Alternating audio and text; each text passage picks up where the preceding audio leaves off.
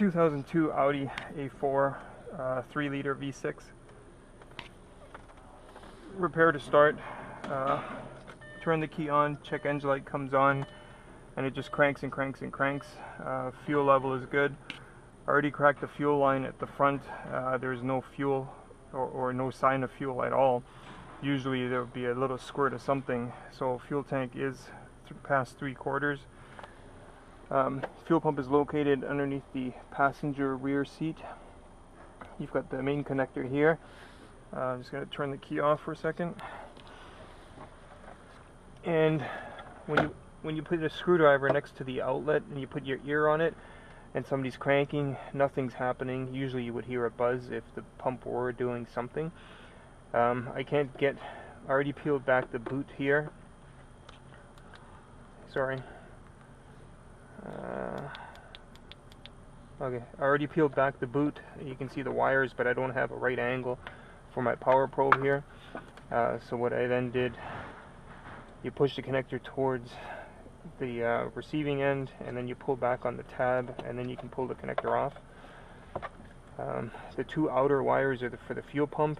There's a brown ground wire, and there's a green yellow, which is the power. My power probe is showing that there's good ground on the ground wire. Good ground, relatively speaking, because it's not a loaded circuit at this point. And then the green is my power. Let's turn the beeper off. It's showing continuity, but that's just because it's feeding back through the relay or whatnot, or I can't explain it. I'm no electronic engineer. I just got to turn around here. Now you just want to crank it, and you want to watch the meter,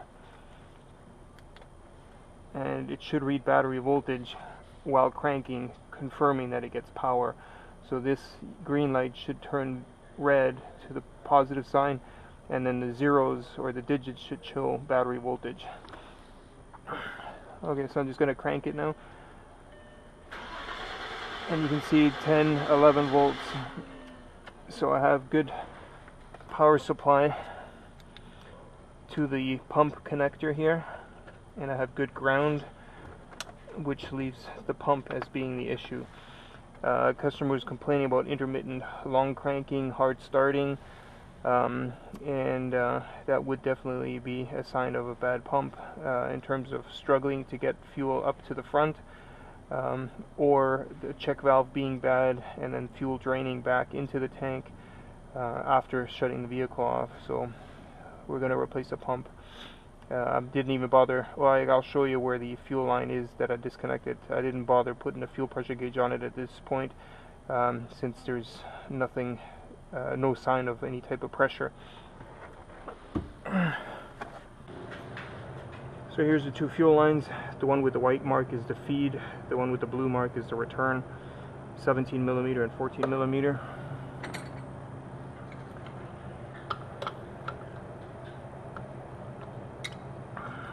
Just cracking them loose, you should already have fuel there, and you can see there's nothing. So this one's getting a fuel pump.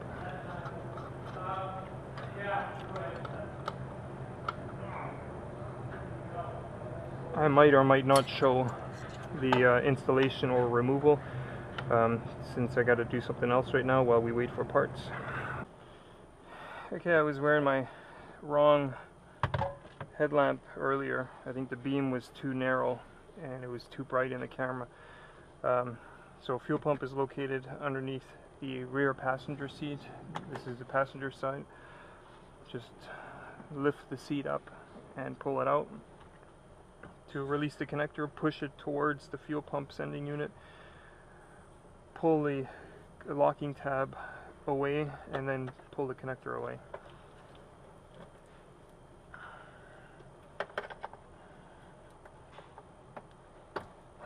Remove some of this wiring or tuck it out of the way.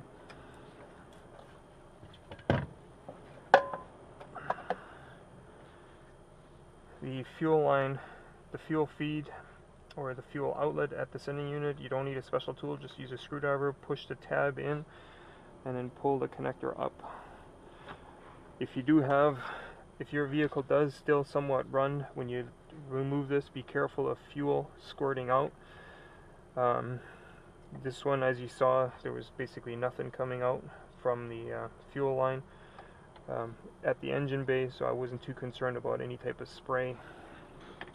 The white sending unit here is, you don't really need to mark the orientation. Just keep in mind that the connector points this way, but there's a locking or a locating tab here, so you can't really go wrong. Use a marker and just mark the locking ring orientation. And it's of a wedge design, so tapping it clockwise tightens it, tapping it counterclockwise loosens it. And I don't have the special tool for this setup. I have one for the older style, but not this one, so hopefully you guys won't panic.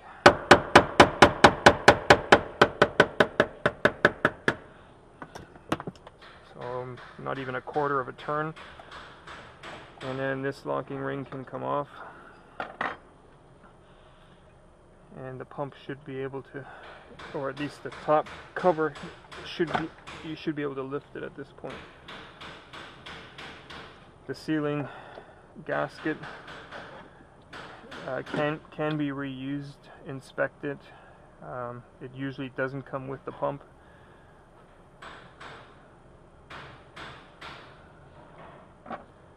We usually try to replace it, but sometimes we don't get the chance. Oh, and this one is actually, the tank or the gas gauge says 3/4 full, but as you can see, it's pretty much full to the brim here. So I'm gonna have to do some draining, some siphoning. I'll get back to you once I have a low enough fuel level. All I'm gonna do is put a hose in here and siphon it out. I think I have enough enough fuel siphoned out. I'll just remove this guy here.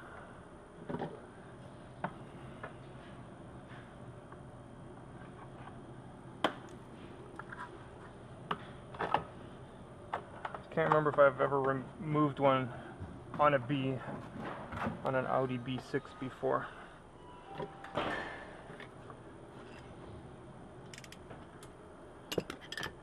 I might need the special tool, might not. Gonna put some rags there.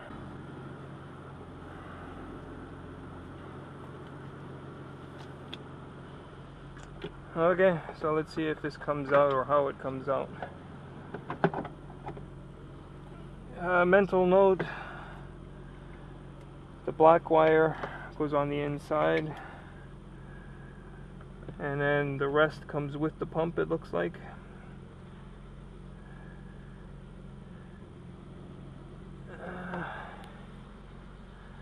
So this is the sender on the side of the pump right there. And then the actual pump itself, there should be some kind of a, right here it says lock it to, it says to lock, turn right. So I'm going to turn it counterclockwise, and there's an indentation here that has to line up with that.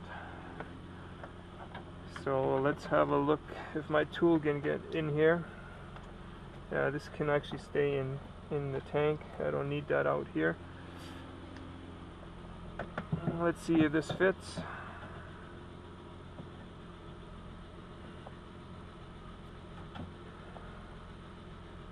Doesn't fully 100% fit. Oh, wait.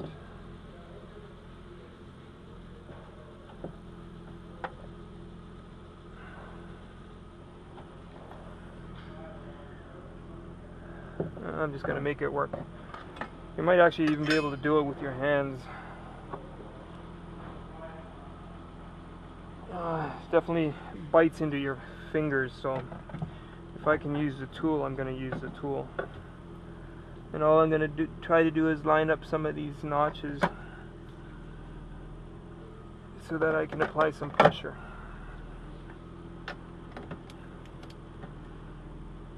And that's all it takes. And then once you've rotated it, you just lift the pump up, let it drip a bit, or have a rag ready and lift it out.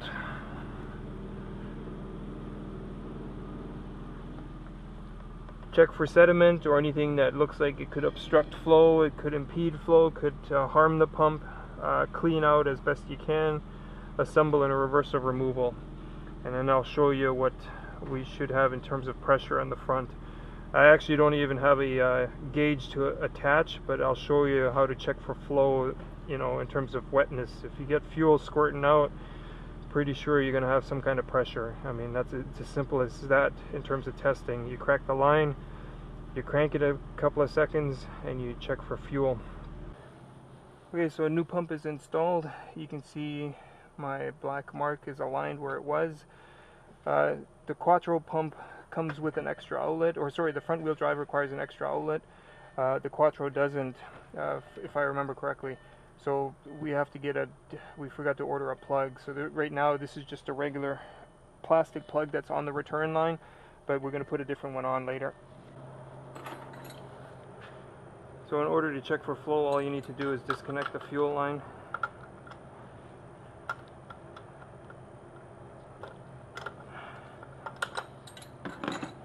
And point it into a bucket.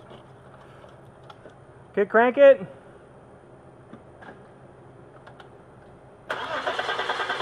Okay.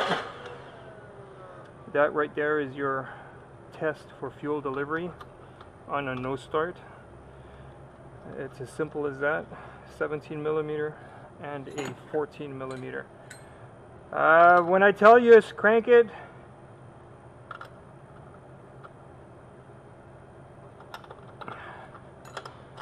okay.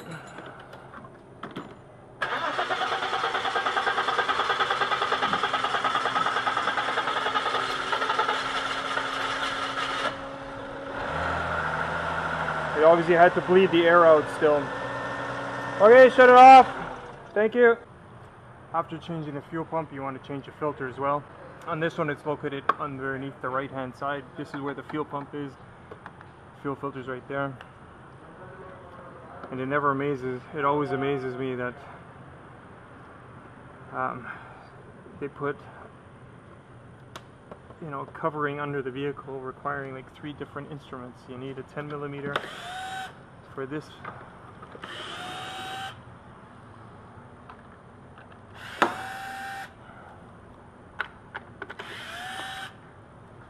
And you need a T20 Torx for these.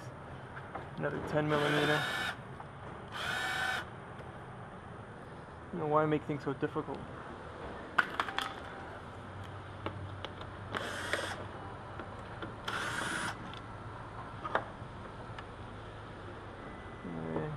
Just this one left. And of course this one's going to break because it's never been out before.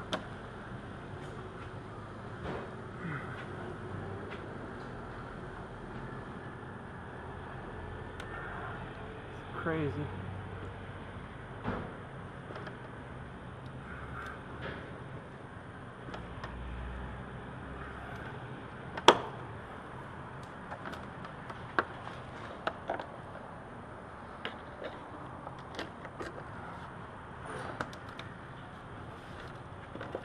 Come on.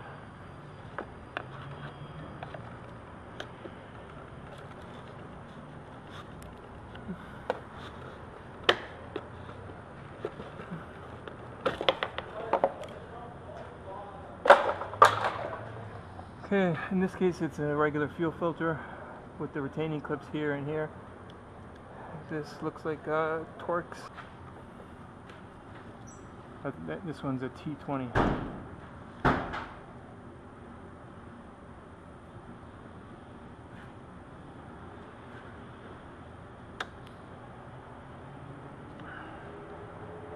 Okay, to unclip it, you just push in on the clip, and then you pull the connector off.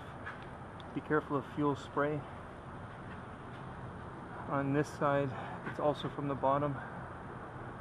Push up, hold it up and pull the connector off.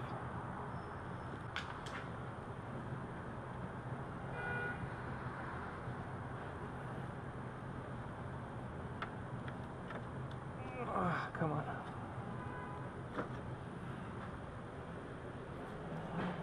Looks like an original filter. Let's see how dirty it is.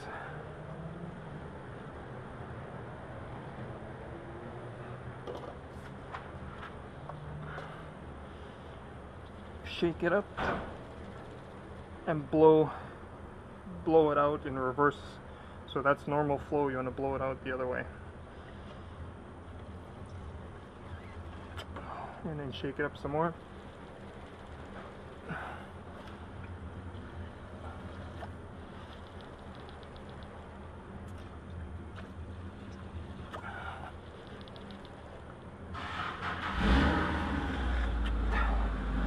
It's a little bit difficult to blow through, but I was still able to blow. And you see how dirty it is. It's obviously doing its job. So it's always a good idea to replace the fuel filter when you do a fuel pump. Installation is reversal removal. Okay, flow is in that direction, so let's make sure the arrows are pointing in the right direction.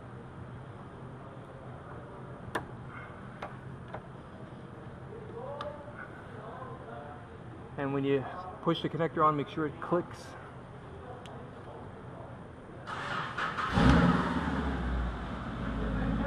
Same as this one. It needs to click into place. And you can even pull on it and make sure that it doesn't come off. Even though the screw goes into plastic, put some anti-seize on it. It'll just make it easier to remove next time.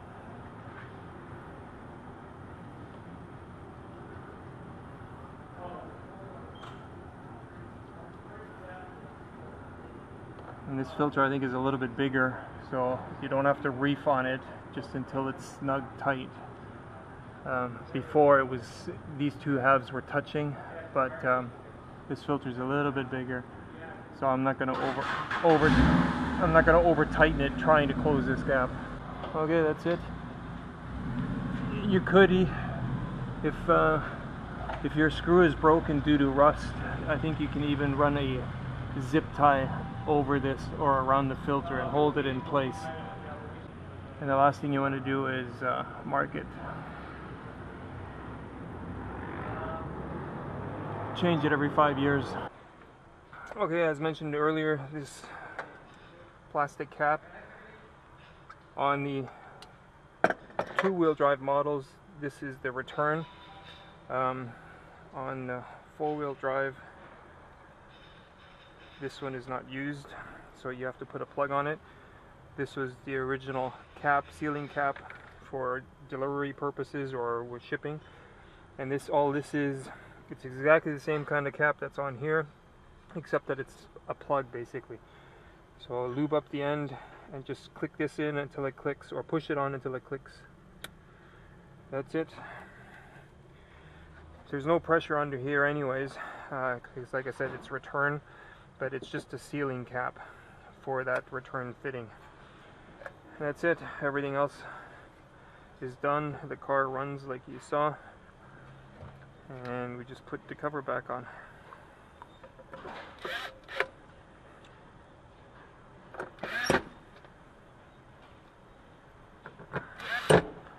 Good for another 200,000 kilometers.